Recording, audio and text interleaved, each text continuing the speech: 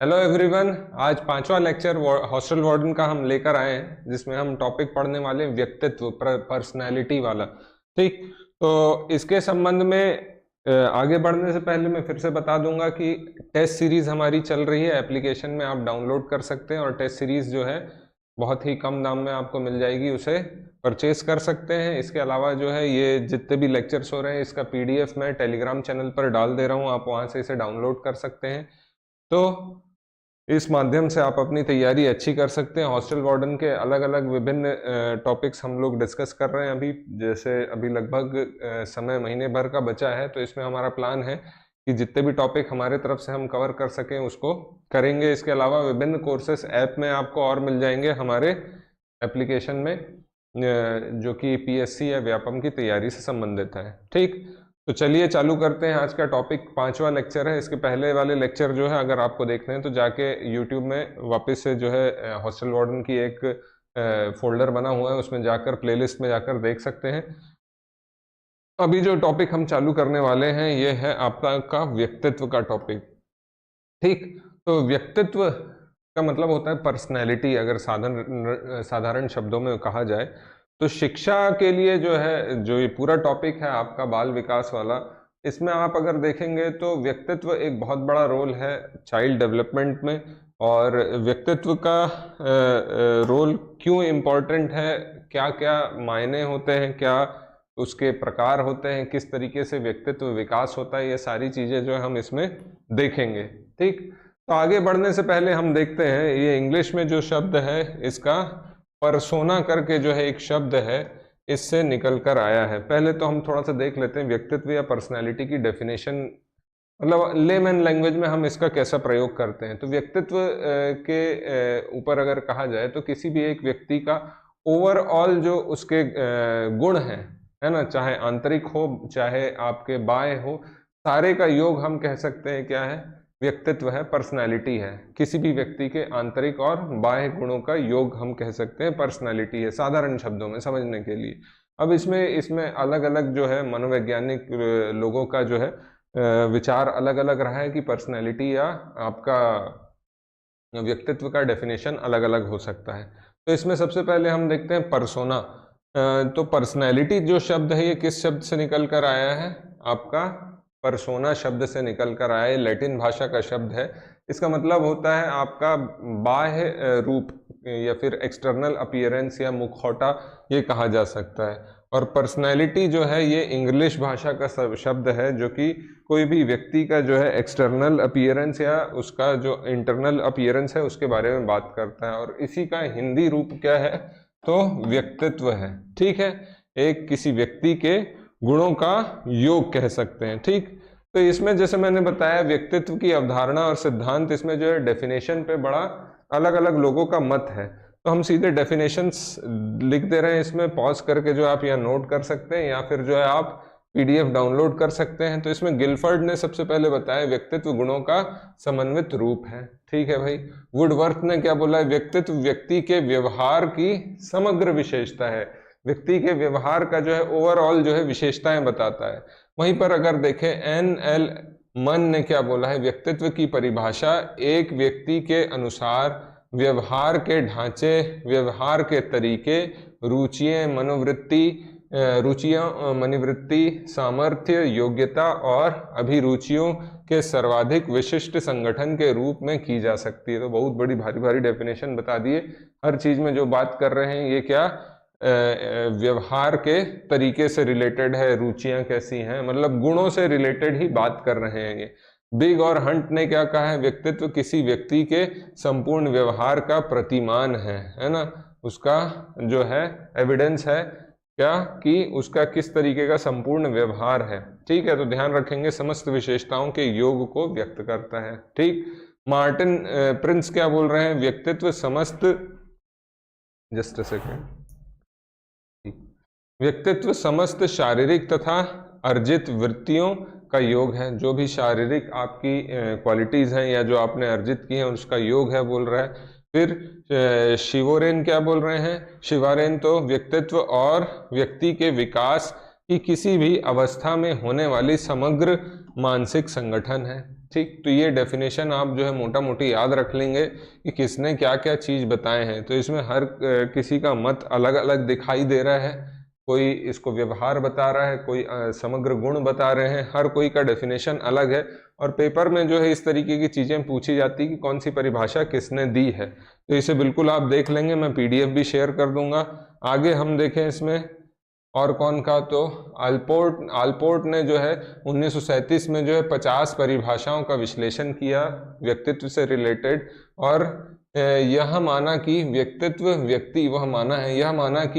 व्यक्ति के अंदर उन मनोदैहिक गुणों का गत्यात्मक या फिर डायनेमिक संगठन है जो परिवेश के साथ उसके एक अनूठे समायोजन स्थापित करता है।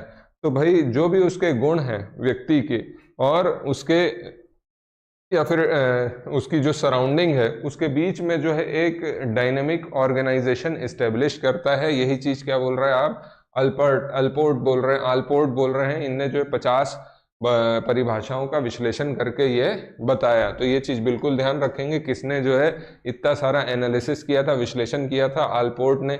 आगे चलकर 1961 में बोल रहे हैं उन्होंने अपनी मौलिक परिभाषा जो दी थी उसमें संशोधन करते हुए क्या बोला, वातावरण, पहले भी बोल रहे थे परिवेश के वातावरण के साथ अनूठा समायोजन को विशिष्ट व्यवहार तथा विचार में परिवर्तित कर दिया। तो यहाँ पर जो परिवेश के साथ या वातावरण के साथ समायोजन की बात कर रहे हैं यहाँ पर, तो उसकी जगह ये क्या बोल रहे हैं, विशिष्ट व्यवहार तथा विचार की बात कर रहे हैं। तो यहाँ वाला पोर्शन जो है इनने बदल दिया अपनी डेफिनेशन में, ठीक है, उसके साथ इस्टेब्लिश क्या कर दिया, विशिष्ट व्यवहार तथा विचार। तो ये कुछ डेफिनेशन के बारे में जानकारी हुई। अब यहाँ पे प्रश्न आता है कि व्यक्तित्व के कुछ प्रकार होते हैं क्या, तो भाई इसमें अलग अलग लोग फिर आएंगे, अलग अलग लोग अलग अलग चीजें बताएंगे। तो सबसे पहले यूनानी चिकित्सक आएंगे, ग्रीक चिकित्सक हिप्पोक्रेटस, इनने जो बोला कि शारीरिक जो द्रव्य हैं, ये द्रव्य हैं, द्रव्यों के आधार पर जो है, यहाँ पर भी लिखा है, शारीरिक द्रव्यों के आधार पर व्यक्तित्व को निम्नवत 4 भागों में वर्गीकृत किया गया है, ठीक है। तो कोई भी व्यक्ति जो है उसकी शारीरिक द्रव्यों के आधार पर जो, तो क्या ऐसा पूछ सकता है किसने जो है परिभाषित किया द्रव्यों के आधार पर, तो हिप्पोक्रेटस ने किया है। क्या बोल रहे हैं, पहला तो भाव शून्य व्यक्तित्व होता है। भाव शून्य में मतलब वो व्यक्तित्व क्या होगा, धीमा होगा, निष्क्रिय होगा, सुस्त होगा, है ना, निरुत्साही होगा, इस तरीके का भाव शून्य। क्रोधी, जल्दी जो है उत्तेजित हो जाए, गुस्सा करे। रक्त वर्ण मतलब आशावादी हो, क्रियाशील हो, या प्रसन्नचित होगा आदि। उदासीन, ये स होगा, ठीक। उदासीन मतलब निराश, उदासीन रहने वाला, दुखी रहने वाला। तो इनने जो है हिप्पोक्रेटस ने जो है शारीरिक द्रव्यों के आधार पर जो है कुछ इतने टाइप के जो है आपके विभाजन किए हैं व्यक्तित्व के। आगे हम देखते हैं इसमें जर्मन विद्वान आ रहे हैं जिनका नाम है क्रेचमर। इनने अपनी एक पुस्तक लिखी थी, पूछ सकता है ऐसे पुस्तक, तो पुस्तक का नाम क्या है, फिजिक एंड कैरेक्टर। और इनने भी क्या किया, तो शारीरिक संरचना, वहां पर शारीरिक द्रव्यों के आधार पर यहाँ शारीरिक संरचना, आपका बिल्ट कैसा है। तो भाई पहला बोल रहा है क्या, एस्थेनिक, है ना। तो एस्थेनिक का मतलब क्या होगा, पुष्ट लंबा हो, लंबे, दुबले, पतले तथा कमजोर आदि ऐसे लोग। एथलेटिक मतलब जो पुष्ट काय हो या फिर सुडौल काय हो, सबल हो, मजबूत हो, जिनका बिल्ट तगड़ा हो, सुसंगठित मांसपेशियां आदि हो, इनको एथलेटिक, जैसे स्पोर्ट्स भागते हैं जो करते हैं, है ना। फिर लास्ट जो बोला इनने तीसरे नंबर का, इसको कहा जा रहा है क्या, पिकनिक। तो स्थूल काय या गोल काय, जो मोटे होंगे, है ना, तोंद होगी, ऐसे लोग का क्या बोला इनने, 3 भाग पे जो है व्यक्तित्व को। तो ये आप देखोगे सब ये जो है फिजिकल अपीयरेंस, बाहरी या बाह्य विशेषता के आधार पर जो है ये बता रहे हैं, हिप्पोक्रेटस भी और क्रेचमर भी। अब आते हैं शेल्डन, इनने क्या बोली, शारीरिक रचना के आधार पर, ये भी वही कर रहे हैं। तो इनने बताया क्या, गोलाकार, है ना, कोमल तथा गोल शरीर हो, आयताकार शक्तिशाली हो, हस्तपुष्ट शरीर हो, लंबाकार शक्तिहीन, लंबे तथा पतले हो, पातले आ गए, पतले हैं वो, ठीक। तो पतले हो, ऐसे आधार पर इनने जो है 3 विभाजन किए हैं। ध्यान रखेंगे किसने, शेल्डन ने। तो हमने 3 लोगों की डेफिनेशन देख ली प्रकार के आधार पर। आगे देखते हैं जर्मन वैज्ञानिक जो है कार्ल युंग, ये क्या अपनी बुक लिखे हैं, यहाँ फिर पुस्तक का ध्यान रखना, वहां भी हमने क्रेचमर की बुक का देखे थे, क्या है साइकोलॉजिकल टाइप्स नाम से जो है पुस्तक में व्यक्तित्व को सामाजिक अंतःक्रिया सोशल इंटरेक्शन के आधार पर, अब यहाँ ध्यान रखेंगे, अभी तक आपने क्या देख रहे थे, क्या या तो शारीरिक द्रव्य या शारीरिक संरचना के आधार पर, अब ये आ रहा है सोशल इंटरेक्शन या सामाजिक इंटरेक्शन जो हो रहा है, उस आधार पर जो है इनने 3 भागों में वर्गीकृत किया है। तो एक को बोल रहे हैं अंतर्मुखी, बहिर्मुखी और उभयमुखी, या फिर इसके लिए हम जो शब्द इस्तेमाल करते हैं वो क्या, इंट्रोवर्ट, आप लोगों ने सुना होगा एक्सट्रोवर्ट, और होता है एम्बीवर्ट। इंट्रोवर्ट मतलब जो थोड़ा संकोची हो, अपने में रहने वाला हो, है ना, ज्यादा एक्सप्रेसिव नहीं हो, आत्म केंद्रित हो, ऐसे व्यक्ति को क्या कहा जाएगा, इंट्रोवर्ट। वहीं पर बहिर्मुखी जो वाक्पटु हो, क्लियर बोलने वाला हो, कुशल हो, सामाजिक संबंधों को निभाने में कुशल हो, और एम्बीवर्ट जो है ये इन दोनों का योग, समय आने पर जो है ये उस तरीके से बिहेव करे, विकासोन्मुख ही व्यक्तित्व, जब लग रहा है कि क्या बहिर्मुखी होना है तो वो बहिर्मुखी भी होगा। तो ध्यान रखेंगे, कार्ल युंग ने जो है व्यक्तित्व का प्रकार किस आधार पर बताया, तो सामाजिक अंतःक्रिया के आधार पर बताया है। ठीक, यहाँ पर कुछ डेफिनेशन है, वही सारी चीज है, अंतर्मुखी और बहिर्मुखी में क्या होगा जो इनने बताई है। तो ध्यान रखेंगे, संकोची, वाक्पटु, चिंतित, है ना, चिंता मुक्त, आत्म केंद्रित, लोकप्रिय होगा, विनम्र, यहाँ पर उत्तेजनात्मक, ईमानदार, बेईमान, असामाजिक, सामाजिक, तर्क प्रधान और अहमवादी। इनने कुछ जो है दोनों में, इंट्रोवर्ट और एक्सट्रोवर्ट में डिफरेंस बताया, अंतर्मुखी और बहिर्मुखी में। ठीक, आगे देखते हैं और क्या है स्पेंजर ने। तो स्पेंजर ने अपनी पुस्तक में मूल्यों के आधार पर जो है व्यक्तित्व को 6 भागों में वर्गीकृत किया। ये अब किस भाग में किस आधार पर कर रहे हैं, मूल्यों के आधार पर। तो ये ध्यान रखेंगे, वैल्यूज, अभी अंदर क्या बोलना चाहिए, पहले हमने देखे सारे जो थे बाह्य तत्व थे या बाह्य गुण थे, एक्सटर्नल क्वालिटीज थी, अब धीरे धीरे क्या हो रहा है, इंटरनल क्वालिटीज। सैद्धांतिक या प्रिंसिपलवादी हों जो, है ना, व्यवहार की अपेक्षा सिद्धांत पर बल देते हैं ज्यादा, है ना, आर्थिक, धन व भौतिक सुख के जो इच्छुक होंगे, धार्मिक, ईश्वर तथा आध्यात्मिकता के आधार के में आस्था के आधार पर, राजनीतिक, सत्ता, प्रभुत्व या फिर आपके राजनीतिक विचार युक्त होंगे, या फिर सामाजिक, परोपकारी, सत्य, मानवता, ह्यूमनिज्म, ये सब चीज करने वाले। तो ये कौन कर रहे हैं, स्पेंजर कर रहे हैं। स्पेंजर व्यक्तित्व के पक्ष में अगर हम देखें तो यहाँ पर कौन कौन है, तो गैरिसन ने व्यक्तित्व के निम्न पक्ष बताए हैं। तो ये अभी हमने कुछ प्रकार देखे, अब यहाँ पे हम देख रहे हैं व्यक्तित्व के पक्ष, मतलब क्या क्या इसके एस्पेक्ट्स हो सकते हैं, है ना, व्यक्तित्व के एस्पेक्ट्स क्या क्या हो सकते हैं। तो इसमें आप देखोगे सबसे पहले क्या बोल रहा है कि क्रियात्मक हो सकता है, फंक्शनल, सामाजिक, सोशल, है ना, कारण संबंधी, कॉज एंड इफेक्ट, और अदर पक्ष। ये ऐसा आप ध्यान रख लेंगे किसने पक्ष के बारे में बात की है, तो गैरिसन ने ये बात की है। ठीक है, ध्यान रखेंगे अच्छे से। आगे देखते हैं हम इसी में व्यक्तित्व की विशेषताएं। तो व्यक्तित्व की विशेषताएं तो आपको भी समझ में आ जाएगी, अगर पेपर में पूछ लिया जाए तो आप समझ सकते हो। तो वही है सतत विकास, है ना, दृढ़ इच्छा शक्ति, सामाजिकता, सामवेगिक स्थिरता, एकता एवं समाकलन, नैतिकता, समायोजन और आत्म चेतना, ये सब क्या है, व्यक्तित्व के विशेषताएं हैं। इनको ध्यान रख लेंगे, ऐसा पूछ लिया तो आपको पता रहना चाहिए, और इससे भी कुछ इतर पूछेगा तो आप जो है उसके बारे में बात कर सकोगे। अब आ जाते हैं हम व्यक्तित्व के सिद्धांत। प्रकार देख लिए हमने, उसके बाद पक्ष देख लिए, विशेषताएं देख लिए, अब इसके कुछ सिद्धांत देख रहे हैं। तो सबसे पहले हम देख रहे हैं फ्रायड ने जो है मनोविश्लेषणात्मक सिद्धांत दिया, और इसके प्रतिपादक का नाम वही है, पूरा नाम क्या है, सिगमंड फ्रायड है। तो इनने जो है कुछ अलग अलग सिद्धांत दिए हैं। सबसे पहले हम देखेंगे शील गुण, है ना। तो इनने जो है, फ्रायड ने सारे गुणों को जो है एक साथ कर दिया, और इसके आधार पर जो है, अच्छा ओके सॉरी, ये अलग अलग सिद्धांत हैं। इसमें हम देखेंगे सबसे पहले जो है फ्रायड ने बताया कौन सा सिद्धांत, तो मनो विश्लेषणात्मक सिद्धांत। तो ये आपको डायरेक्ट भी अगर पूछ ले जा रहा है कि कौन ने ये सिद्धांत दिया, तो आपको पता रहना चाहिए। इसकी डिटेल में हम देखेंगे, आगे अगर जाना होगा तो जाएंगे। यहाँ पर आते हैं शील गुण का, यहाँ पर कौन है तो अल्पार्ट हैं, इनके बारे में पढ़ चुके हैं। इसके अलावा और भी लोग हैं, आपको अगर अल्पार्ट का नाम भी याद रहे तो बहुत बेटर है। एरिक्सन ने क्या दिया है तो मनोसामाजिकता का सिद्धांत दिया है, फुल उनका पूरा नाम क्या है, एरिक्सन है। ठीक, आगे इसी में हम देखते हैं और क्या है। हार्नी ने दिया है किसका, व्यक्तित्व का सिद्धांत, नाम रखेंगे ध्यान। इसके अलावा फॉर्म ने कौन सा दिया है तो एरिक फॉर्म ने एक और दिया है। एडलर ने दिया है कौन सा व्यक्तित्व का सिद्धांत, एक और एल्फ्रेड एडलर ने। अब इसके बारे में देखते हैं। सबसे पहले फ्राइड का मनोविश्लेषणात्मक सिद्धांत। तो सिगमंड फ्राइड ने जो है पूरा मनोविश्लेषणात्मक जो है अध्ययन किया और उन्होंने बताया कि व्यक्तित्व की रचना जो है इद और आपका अहम से होती, ईगो, और एक और होता है परम अहम या सुपर ईगो।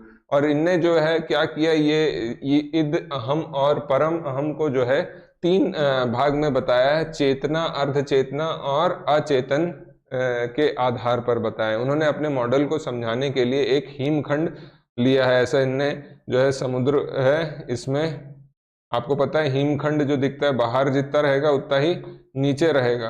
तो इनने जो है इसमें यहाँ पर ये वाला फेज बताया है चेतन, है ना, यहाँ पे आएंगे अर्ध चेतन, यहाँ पे आएंगे तो अचेतन, और इस आधार पर इनने नीचे वाला फेज जो बताया है ये क्या बता रहे हैं, इंद बता रहे हैं, फिर अहम बता रहे हैं, फिर आपका यहाँ पर परम अहम बता रहे हैं। तो इस तरीके से इनने जो है बताया है। तो वही हिमखंड के उपमान मतलब उसका एग्जाम्पल का प्रयोग किया है और कहा है कि जिस प्रकार से बर्फ के टुकड़े का जितना हिस्सा पानी के बाहर दिखाई देता है उससे कई गुना अधिक जो है हिस्सा पानी के अंदर होता है, ठीक उसी प्रकार जो है व्यक्ति में चेतन पक्ष की तुलना में उसका अचेतन पक्ष अधिक व्यापक व जटिल होता है। तो ध्यान रखेंगे मनोविश्लेषणात्मक में इनने जो है हिमखंड से कंपैरिजन किया है, किसमें तो सिगमंड फ्राइड ने, बिल्कुल ध्यान रखेंगे। और ये 3 कीवर्ड ध्यान रखेंगे जिससे इनने कंपेयर किया है क्या, ईद, अहम और परम अहम को। ठीक है, चलिए आगे और देखा जाए तो यही चीज उन्होंने बताया है एक डायग्राम के हिसाब से भी कि व्यापक क्या है, अचेतन ज्यादा व्यापक है, ब्रॉडर है, उसके बाद अर्धचेतन और सबसे ऊपर क्या है, चेतन स्तर है। तो इसको ध्यान रखेंगे। ठीक, आगे चलते हैं। शील गुण या आपका है विशेषक सिद्धांत। तो शील गुण व्यक्ति के व्यवहार में ऐसी विशेषता है जो विभिन्न प्रकार से परिस्थितियों में प्रकट होती है ना। तो वे लाक्षणिक है, मतलब जैसा लक्षण आएगा प्रवृत्ति जो व्यक्तित्व के विश्लेषण के आधार पर जो है ये शील गुण दिखते हैं। तो इसी में शील गुण का जो है अलग अलग लोग ने जो है शील गुण बताए हैं, मतलब सिचुएशन के हिसाब से जो है आप कैसा रिएक्ट करोगे। मान लो आप दिक्कत में हो तो आप प्रॉब्लम सॉल्विंग एक आपका नेचर निकल के आएगा, है ना। तो ये पर्सनैलिटी टाइप आपके जो है अलग अलग समय में जो है निकल कर आएंगे और इस पर जो है शील गुण के सिद्धांत कई लोग ने दिए हैं। तो आप जो है इसमें ध्यान रखेंगे कौन कौन है। तो अल्पर्ट ने दिया है, कैटल ने भी दिया है, आइजैक ने भी दिया है, और पंच कारक मॉडल किसका है तो पॉल कोस्टा और रॉबर्ट मैकरे का है। मोटा मोटी नाम भी याद रखेंगे तो बहुत हो जाएगा आपको। शील गुण क्या है तो ये व्यक्ति के व्यवहारों की विशेषता, जब आप सिचुएशन में फंस रहे हैं, परिस्थितियों में आ रहे हैं, तब जो प्रकट होती है, लाक्षणिक है। ठीक। एल्पर्ट ने क्या बोला है तो व्यक्तित्व का सिद्धांत एक ऐसा सिद्धांत है जिसमें मानवतावादी और व्यक्तिवादी दृष्टिकोण से मानव व्यवहार का अध्ययन करने का एक अनूठा संगम देखने को मिलता है। तो इनने जो है मानवतावादी, ह्यूमनिज्म जो है नजर आता है मानव के या इंडिविजुअल के व्यवहार में, इस दृष्टिकोण को इनने जो है महत्व दिया है। किसने, गॉर्डन अल्पोर्ट ने। ठीक, अल्पोर्ट ने। आगे इसमें वही चीज बता रहे हैं। तो शील गुण में कुछ गुण जो है सामान्य गुण होंगे और कुछ जो है व्यक्तिगत गुण होंगे। अब व्यक्तिगत गुण जो होंगे उसमें गौण होंगे, कुछ प्रमुख शील गुण होंगे, कुछ केंद्रीय शील गुण होंगे। ठीक, तो ये बात की है किसने, अभी हमने नाम देखा अल्पोर्ट ने, गॉर्डन अल्पोर्ट ने जो है इसके बारे में बात की है। ठीक, तो ध्यान रखेंगे शील गुण को 2 भाग में ये बता रहे हैं। ठीक, फिर ये शायद आपको पीडीएफ में अच्छे से दिख जाएगा। कैटल का शील गुण का बता रहे हैं ये, तो शील गुण कैटल बता रहे हैं कि कुछ मूल होंगे और कुछ सतही होंगे जो एक्सटर्नल होंगे। मूल का जो है स्त्रोत शील गुण होंगे, ये आप अगर देख लेंगे, है ना। मुझे नहीं लगता कि इससे ज्यादा हॉस्टल वार्डन के लेवल पर जो है निकल कर आएगा। आप ध्यान रखेंगे कैटल का शील गुण का सिद्धांत दो बात कर रहे हैं, मूल शील गुण और सतही शील गुण।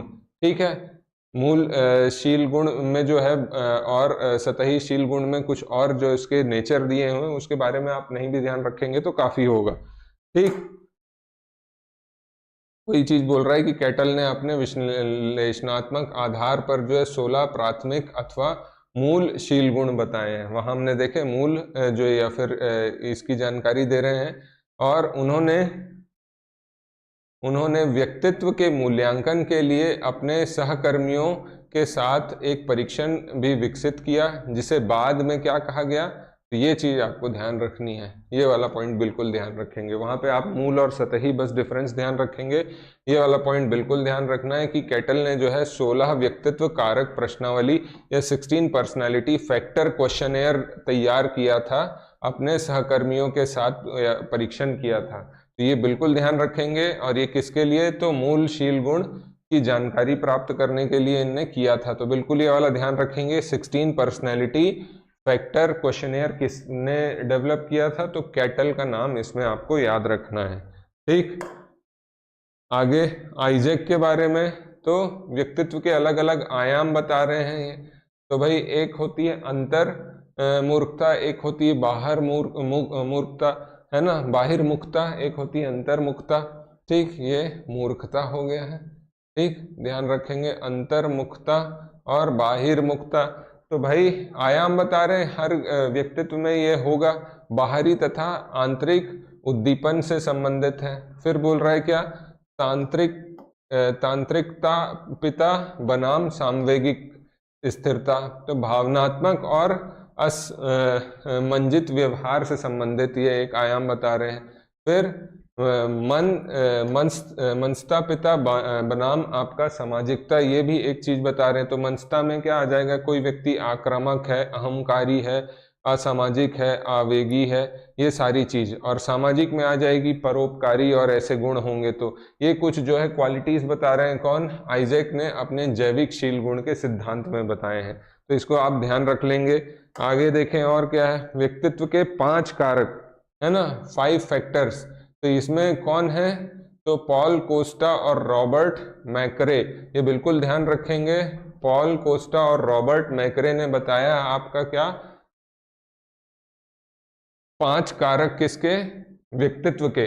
ठीक है, क्या क्या है, तो इनने ओशन दिया है इसके लिए, है ना, डिफाइन करने के लिए। ओ से ओपननेस या खुलापन, तो अनुभव के लिए खुलापन होना चाहिए, आपको जो भी अनुभव मिल रहा है उसको एक्सेप्ट करना चाहिए। कल्पनाशीलता बनाम रूढ़िवादिता और स्वतंत्र विचारक। ठीक, तो ये कुछ जो है ओपननेस के इन गुण बताए हैं। सी से बताया कि कॉन्शियसनेस है ना, तो भाई अंतर विवेकशीलता, ये कॉन्शियसनेस है ना, कॉन्शियसनेस है या कॉन्साइंसनेस है।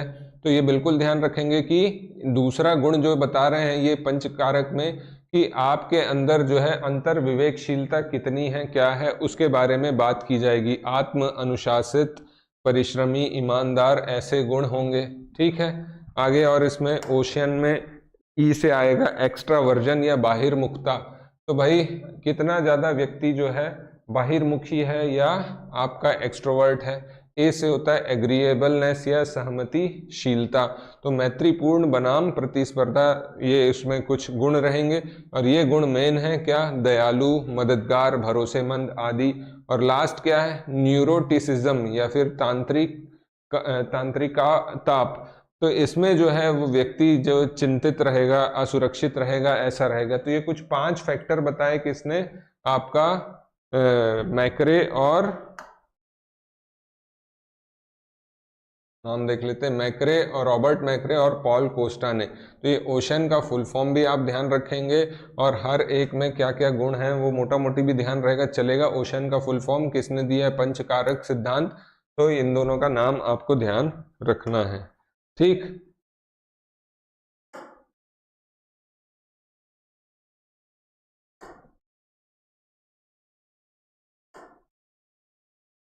ठीक, यहाँ पर आते हैं हम हार्नी का व्यक्तित्व सिद्धांत देखते हैं। तो हार्नी, कैरन हार्नी, इनने जो है मौलिक चेतना की बात की है। ठीक, तो इस सिद्धांत का प्रमुख संप्रत्यय क्या है? उनका मानना है था कि आक्रामक विश्व में एकाकीपन और असहायता का भाव चिंता है। ठीक है, यह मौलिक चिंता बाद में व्यक्ति के मैकेनिकल तांत्रिकतापी रोग विकसित करती है। तो आपको जो भी ऐसे रोग उत्पन्न होंगे, आपकी जो बेसिक चेतना आपके अंदर ऐसे गुण हैं या आप ऐसा फेस कर रहे हैं ऐसी सिचुएशन, अकेलापन और असहायता, तो उसके कारण जो है आपको कुछ मैकेनिकल रोग या फिर आपको जो है तांत्रिक तापी रोग हो सकते हैं। ये किसने बताया? मौलिक चेतना के अंतर्गत कैरन हार्नी ने बताया। नाम ध्यान रखेंगे, इनका भी व्यक्तित्व का सिद्धांत है। ठीक, आगे फॉर्म ऑफ व्यक्तित्व सिद्धांत। तो भाई फॉर्म का व्यक्तित्व सिद्धांत यहाँ पर है एरिक फॉर्म। इनने जो 1941 में अपनी पहली पुस्तक एस्केप फ्रॉम फ्रीडम लिखी थी, ये ध्यान रख लेंगे, एरिक फॉर्म ने लिखी थी। फॉर्म ने मनुष्य को एक सामाजिक पशु की संज्ञा दी थी। इसके अलावा क्या हमने देखा था, अरिस्टोटल ने भी ये चीज़ की बात की है, सोशल बीइंग कहा है, सोशल एनिमल कहा है, इनने भी कहा फॉर्म ने यही चीज़ को। फॉर्म ने अपनी पुस्तक में मैन फॉर हिमसेल्फ, अपनी पुस्तक मैन फॉर हिमसेल्फ, दो बुक के नाम मिल रहे हैं, एस्केप फ्रॉम फ्रीडम और मैन फॉर हिमसेल्फ, में स्वभाव तथा चरित्र का वर्णन करते हुए चरित्र निर्माण में आत्मसातीकरण तथा समाजीकरण को स्थान दिया है। तो इनने जो है दो चीज़ों को ध्यान रखेंगे अपनी पुस्तक में, आत्मसातीकरण और समाजीकरण को जो स्थान दिया है, किसके लिए? चरित्र निर्माण के लिए। ठीक है, तो फॉर्म के बारे में देख लिया हमने। एरिक फॉर्म ने भी जो सिद्धांत दिया है और इनने 5 प्रकार के सामाजिक चरित्र का उल्लेख किया है।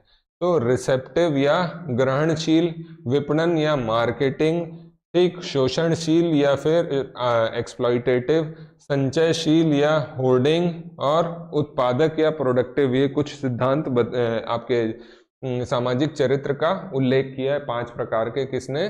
फॉर्म ने। आपको ये 2 पॉइंट तो बिल्कुल ध्यान रखना है ना। ठीक, आगे हम देखते हैं अगला, एडलर का व्यक्तित्व सिद्धांत। तो इनने फिर क्या मूल संप्रत्यय क्या क्या बताया है? व्यक्तित्व गतिकी बताया है, सामाजिक रुचि किस तरह की होगी व्यक्तित्व में, जीवन शैली कैसे जी रहा है, सृजनात्मक व्यक्तित्व, जनक्रम, ये सारे चीज जो है व्यक्तित्व के निर्माण के लिए जो है क्या है? मूलभूत संप्रत्यय है। ये कौन बता रहा है? अल्फ्रेड एडलर बता रहे हैं। ठीक है, तो मूलभूत संप्रत्यय जो है इंडिविजुअल की पर्सनालिटी डेवलपमेंट के लिए यह है। ठीक, यहाँ पे हम जो है अब आज कुछ प्रश्नों के बारे में भी पढ़ लेंगे, जो हमने पढ़ा है उसी से संबंधित कुछ प्रश्न है ये। ठीक, तो सबसे पहले हम देखते हैं व्यक्तित्व व्यक्ति के अंतर्गत मनो शारीरिक गुण का गतिशील संगठन है जो पर्यावरण, यह हमने देखा था वहां पर, जिनने अपनी डेफिनेशन बाद में बदली थी। तो किसने बदली थी, है ना? तो समायोजन वाले को उनने जो है कुछ और चीज से बदला था, तो अल्पोर्ट है ये, तो बिल्कुल ध्यान रखेंगे ये वाला प्रश्न। ठीक, पीडीएफ में शेयर कर दूंगा इसका। फिर ये फिर पूछा गया है, तो ये भी क्या बात कर रहा है कि व्यक्ति में उन मनोशारीरिक, ये क्या कहलाता है? तो व्यक्तित्व कहलाता है। वही डेफिनेशन जो है अल्पोर्ट की, उसी के आधार पर हम देख रहे हैं ये। ठीक, आगे देखते हैं व्यक्तित्व विकास की अवस्था, है ना? तो क्या क्या व्यक्तित्व विकास की अवस्था है आप देखोगे, उपचारात्मक अध्ययन है या व्यक्तिवृत्त अध्ययन है या अधिगम एवं वृद्धि है। तो व्यक्तित्व विकास जो है आपका लर्निंग और ग्रोथ है ना? ध्यान रखेंगे, इसका ऑप्शन होगा ए, अधिगम एवं वृद्धि। ठीक, अब फिर यहाँ पर जो है पर्यावरण से, तो वही है भाई, व्यक्तित्व ही है, ये उन्हीं की डेफिनेशन फिर से पूछ लिया है। तो काफी बार ये क्वेश्चन ऐसे आते हैं। आगे मानव व्यक्तित्व परिणाम है, किस चीज का है? तो भाई पालन पोषण, शिक्षा का, आनुवंशिकता और वातावरण की अंतःक्रिया, केवल वातावरण। तो हम देखेंगे इसमें ऑप्शन क्या होगा, बी होगा। ठीक, तो ध्यान रखेंगे इसके बारे में। अनुवांशिकता और वातावरण दोनों चीज जो है डिफाइन करेगी। व्यक्तित्व संगठन का स्वरूप है, तो व्यक्तित्व संगठन का स्वरूप है ये कैसा संगठन? तो भाई मनोवैज्ञानिक और शारीरिक, है ना। ठीक, संगठन है मनोवैज्ञानिक और शारीरिक, ध्यान रखेंगे इसके बारे में। ठीक, अगला देख लेते हैं। और बाह्य आभास के आधार पर व्यक्तित्व का वर्णन कहा जाता है। अब बाह्य आभास पर हम अगर देखें तो बाह्य का आभास हम करेंगे तो ये चीज आप ध्यान करो, मैंने दो बताया था आपको दृष्टिकोण, एक था आपका गहन दृष्टिकोण और एक सतही। तो कोई भी चीज जो एक्सटर्नल होगी वो सतही होगी, अंदर की नहीं होगी, तो गहन नहीं हो सकता, मानकीय नहीं हो सकता, प्रेक्षणात्मक नहीं हो सकता। आंसर क्या होगा? सतही दृष्टिकोण। ठीक है, अगला देखते हैं प्रश्न इसमें। व्यक्तित्व स्थायी समायोजन है, तो पर्यावरण के साथ, जीवन के साथ, प्रकृति के साथ, या फिर ये सभी के साथ जो है समायोजन है। ठीक, आगे हम देखते हैं और क्या है इसी में। अगला, व्यक्तित्व का पहला प्रकारात्मक वर्गीकरण प्रस्तुत किया, है ना। तो पहला जो है प्रकारात्मक ये किसने प्रस्तुत किया था कि किस तरीके से होता है? तो सबसे पहले हमने देखा, तो याद करो हिप्पोक्रेटस के बारे में, जिसने जो है शारीरिक द्रव्यों के आधार पर डिफाइन किया था व्यक्तित्व का प्रकार। तो सबसे पहला वर्गीकरण हिप्पोक्रेटस ने किया था, ग्रीक थिंकर थे ये। ठीक, क्रैमचर ने क्या बताया था? तो ये सारे जो है डिफाइन किए थे उपरोक्त सभी, है ना, व्यक्तित्व के प्रकार। याद आ रहा होगा अगर ध्यान होगा तो, या फिर आप जो PDF डाउनलोड किए होंगे उसमें मिल जाएगा।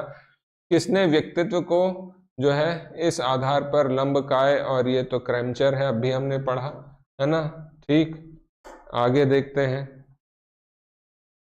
अगला क्या है।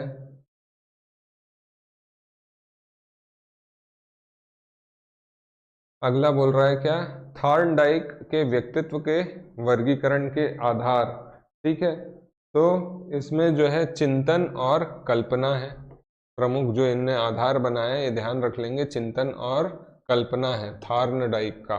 ठीक, अंतर्मुखी व्यक्तित्व और बहिर्मुखी व्यक्तित्व का वर्गीकरण किसने किया था? तो किसने किया था? युंग ने किया था। आपको ध्यान होगा हमने पढ़ा था इसके बारे में, सबसे पहला वर्गीकरण युंग ने किया था, जर्मन थिंकर थे एक। ठीक, एक्सट्रोवर्ट, इंट्रोवर्ट, है ना। तो यहाँ भी वही क्वेश्चन देखिए आप, मतलब ये क्वेश्चन बार बार पूछे जा रहे हैं। ठीक, फिर ये भी वही देखिए, तो मतलब हमने जो चीजें पढ़ी हैं उससे क्वेश्चन निकल कर डेफिनेटली आ रहे हैं। ठीक, अंतर्मुखी का कौन सा लक्षण अंतर्मुखी व्यक्तित्व का नहीं है ना। तो अंतर्मुखी का नहीं होगा तो सामाजिकता, ये किसका होगा? आपका एक्सट्रोवर्ट का है, बहिर्मुखी का है। बाकी आत्म केंद्रित होगा, वो भी किसका होगा? अंतर्मुखी का। रूढ़िवादी भी होगा और दब्बू भी होगा। ठीक, अगला, व्यक्तित्व का सामाजिक अधिगम किसने दिया था? तो व्यक्तित्व का सामाजिक अधिगम किसने दिया था, इसके बारे में अगर हम देखें तो ये आपको ध्यान रखना है, ये बंडूरा और वाल्टर ने दिया था। ये हमने कवर नहीं किया है, लेकिन आप ये ध्यान रख लेंगे, हमने जो टॉपिक पढ़ा है उसमें इसको कवर नहीं किया है। ठीक, आगे देख लेते हैं। निम्नलिखित में से पर्यावरणीय कारक व्यक्तित्व को प्रभावित करते हैं। तो इनमें से कोई भी नहीं है पर्यावरणीय। आप देखोगे सामाजिक कारक, सांस्कृतिक कारक, आर्थिक कारक, तो इसका इनमें से कोई भी नहीं, क्योंकि पर्यावरणीय है ही नहीं ये तीनों के तीनों। ठीक, और लास्ट हमारा है, हमारा व्यक्तित्व जो है आपका अनुवांशिक प्रभाव से भी डेवलप होता है और पर्यावरणीय प्रभाव से भी। तो आंसर होगा इसका दोनों। ठीक, तो यहाँ पे जो है हमने व्यक्तित्व का टॉपिक, मुझे जो लग रहा है जितना कि इसमें से जो है आपके क्वेश्चन बन जाना चाहिए, इसमें से कुछ ना कुछ जो है अवश्य आपके पेपर में पूछा जा सकता है। इसको आप पढ़ लेंगे, PDF में टेलीग्राम ग्रुप में शेयर कर दूंगा, और टेस्ट जो है आप ज्वाइन कर सकते हैं और अपनी तैयारी और अच्छी कर सकते हैं। इसके अलावा और कुछ भी आपको लेक्चर अगर देखने हैं PSC और व्यापम से रिलेटेड, बहुत ही कम कीमतों में आपको हमारे एप्लीकेशन में अवेलेबल हो जाएंगे। तो उसे देखिए, अपनी तैयारी और बेस्ट तरीके से करिए। All the very best.